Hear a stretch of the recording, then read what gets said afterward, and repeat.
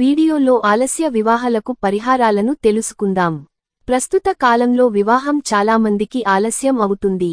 వివాహం కోసం అనేక ప్రయత్నాలు చేస్తున్నారు, పరిహారాలు చేస్తున్నారు.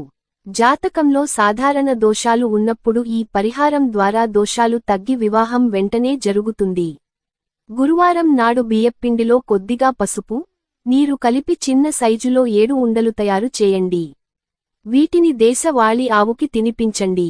వీటితో పాటు కొద్దిగా పచ్చిశనగపప్పు 24 గంటలు నానబెట్టి దానిని మరియు దానితో పాటు కొద్దిగా బెల్లం కూడా కొద్దిగా ఆవుకి తినిపించండి. ఈ పరిహారం గురువారం చేయాలి. ఆవుకి తినిపించే సమయంలో గోవు యొక్క యజమాని అనుమతి తీసుకుని మాత్రమే తినిపించాలి. అప్పుడే ఈ పరిహారం పనిచేస్తుంది.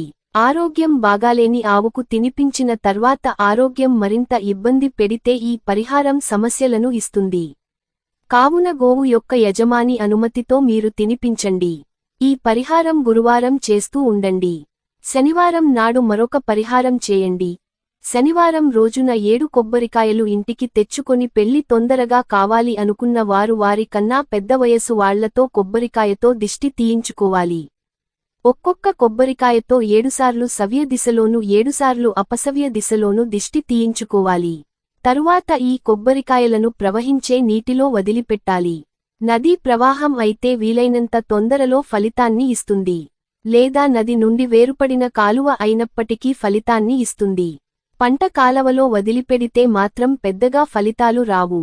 ఈ 2 పరిహారాలు చేస్తే వీలైనంత తొందరలో మంచి సంబంధం కుదిరి వివాహం అవుతుంది. ఈ పరిహారాలు చేసినప్పటికీ వివాహం ఆలస్యం అవుతూ ఉంటే క్రింది ఫోను నెంబరును సంప్రదించండి. జాతక, ముహూర్త విషయాలకు ఫోన్ ద్వారా సంప్రదించవచ్చును. Phone number 9505412505.